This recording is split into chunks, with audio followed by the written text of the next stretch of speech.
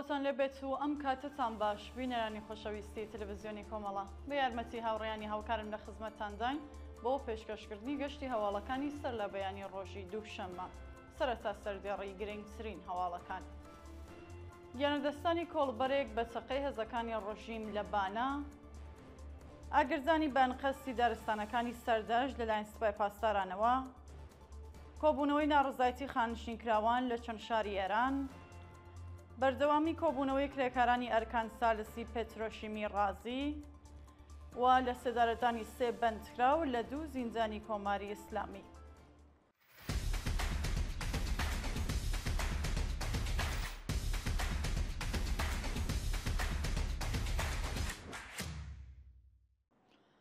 ناڕزایەتی خەڵکی گوندی تەڵسم شەهباز دژ بە نەبوونی ئاو. ڕۆژی یەکشەممە 26 گەلاوێژ خەڵکی گوندی تەڵسم شەهباز سەر بە شاری سەرپێڵ دژ بە چارەسەر نەکردنی کێشەیاوی ئەو گوندە کۆبوونەوە.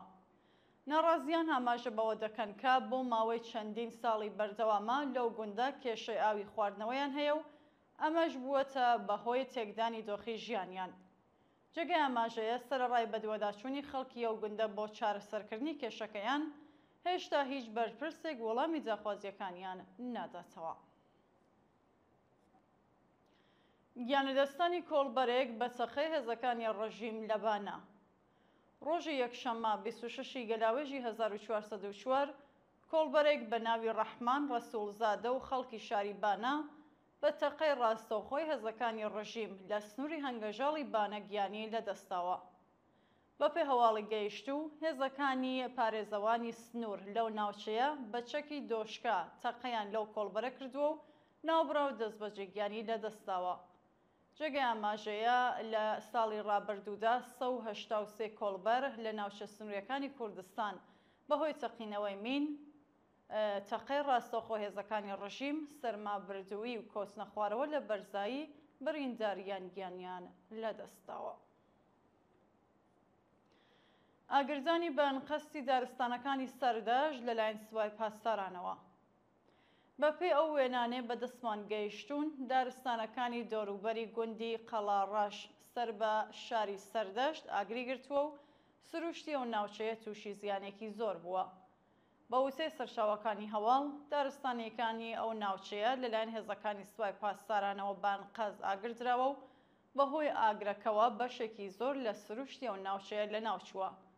شاینی باسا ئاگری ئەو ناوچەیە بە هەوڵی چەلاکانی ژینگەئی و خەڵکی ئەو گوندە کوژراوەتەوە. کۆبوونەوەی ناڕزایەتی خانشینکراوان لە چەند شاری ئێران. ڕۆژی یەکشەممە 26 گەلاوێژی 1404 خانشینکراوانی تەمین نیشتیماعی و فولاد و مەعدەن لە شارەکانی ڕەشت، ئاهواز و ئیسفەهان کۆبوونەوە. ناڕازیان بە وتنەوەی دروشم و بەرزکردنەوەی پلاکار دژ بە کەمبوونی حەقدەست ناڕزایەتیان دەربڕی و خوازیاری پێدانی حەقدەست و مەزایە دواخراوەکان، بەرزکردنەوەی ئاستی حەقدەست بە پێ ڕێژەی هەڵاوسان، دابینکردنی بیمەی دەرمانی کارامە و هەروەها بایەخنەدانی ڕەژیم بە ژیان و معیشەتیان بوون. بەردەوامی کۆبوونەوەی کرێکارانی ئەرکان سالسی پێترۆشیمی ڕازی. ڕۆژی یەکشەممە 26 گەلاوێژی 1404 کرێکارانی ئەرکان سالسی پێترۆشیمی ڕازی لە ماحشەر دژ بە دەست بەسەرکردنی دوو کرێکاری ناڕازی کۆبوونەوە. بەپێ هەواڵەکان زیاتر لە 500 کرێکاری ئەو شرکەتە لە بەردەم دەفتەری ناوەندی کۆبوونەوە و خوازیاری لابردنی قەدەغەی هاتنەژوورەوەی کرێکارانی ناڕازی بۆ ناوە شرکەتە، ئازادکردنی کرێکارانی ناڕازی دەست بەسەرکرا و هەروەها پێڕاگەیشتنی بەرپرسان بە جاخوازیەکانیان بوون. ناڕزایەتی کرێکارانی نەوت و گازی گەچساران. ڕۆژی یەکشەممە 26 گەلاوێژ کرێکارانی نەوت و گازی گەچساران لە بەردەم بینای ناوەندی نەوت و گازی ئەو شارە کۆبوونەوە و دژ بە کەمتەرخەمی بەرپرسان ناڕزایەتیان دەربڕی. بەشداربووانی ئەو کۆبوونەوەیە بە وتنەوەی دروشم و هەڵگرتنی پلاکارد، خوازیاری بەرزکردنەوەی ئاستی حەقدەست بە ڕێژەی هەڵاوسان، بەکردەوە دەرهاتنی یاسای 14 ڕۆژکار و 14 ڕۆژپشوودان، دابینکردنی هێزی کاری نوێ و بیمەی دەرمانی کارامە، پێدانی حەقدەست و مەزایە دواخراوەکانیان و هەروەها وەڵامدانەوەی بەرپرسەند بە کێشەکانی کرێکارانی نەوت بوون. ناڕزایەتی کرێکارانی فولادی سیادن بە مەبەستی گەڕانەوەیان بۆ سەرکار.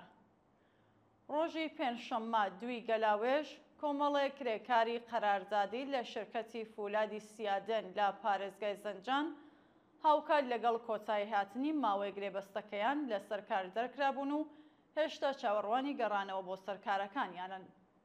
ئەو کرێکارانە ماژە بەوە دەکەن کە 50 کرێکاری قەراردادی ئەو شرکەتە کە ماوەیە زیاتر لە 18 ساڵ پێشینەی کاریان هەیە لەو ڕێکۆسەدا بە بیانووی پێویست نەبوونی کرێکار دەرکران کە پاشان 30 کەس گەڕانەوە بۆ سەرکارەکانیان و هێشتا 20 کەسی دیکە بێکار ماون. کۆبوونەوەی خەڵکی ئەلیگودەرز دژ بە گواستنەوەی ئاویە و ناوچەیە. ڕۆژی یەکشەممە 26 گەلاوێژ خەڵکی شاری ئەلیگودەرز لە پارێزگای لۆڕەستان دژ بە گواستنەوەی ئاویە و پارێزگایە کۆبوونەوە و ناڕزایەتیان دەربڕی. ناڕازیان بە وتنەوەی دروشمی توند دژ بە سیاسەتەکانی وەزارەتی وزە و بەرپرسانی ئەو پارێزگایە خۆزگەری کۆتایی هێنان بە گواستنەوەی ئاویە و پارێزگایە بوون و ئەم کردەوەی وەزارەتی وزەیان وەکو تاڵانی ئاو ناو لێبرد. ناڕازیان جەختیان لەسەر ئەوە کردەوە لە ئەگەری چارەسەر نەکردنی ئەم کێشەیە ناڕزایەتیەکان بەربڵاوتر دەکەنەوە. دووە هەواڵ لە سێدارەدانی 3 بەندکراو لە 2 زیندانی کۆماری ئیسلامی. لە ڕۆژانی ڕابردوودا 3 بەندکراو بە تۆمەتی کوشتنی بانقەست و پەیوەندیدار بە مادە هۆشبەرەکان لە زیندانەکانی عەدڵابادی شیراز و لاکانی ڕاشت ئیعدام کراون. بەپێی راپۆرتی ڕێکخراوەکانی مافی مرۆڤ ڕۆژی یەکشەممە 26 گەلاوێژ 2 بەندکراو بە ناوەکانی ئەحمەد یونسی، مهدی نەجەفی بە تۆمەتی پەیوەندیدار بە مادەی هۆشبەر لە زیندانی عەدڵابادی شیراز لە سێدارە دراون. هەروەها ڕۆژی شەممە 25 گەلاوێژ بەندکراوێکی دیکە بە ناوی جەعفەر سادقی تەمەن 35 ساڵ بە تۆمەتی کوشتنی بانقەست لە زیندانی لاکانی ڕاشت ئیعدام کراوە. بینەرانی خۆشەویست، هەواڵەکانتان پێشکەشکرا. هەرشاد دواسود.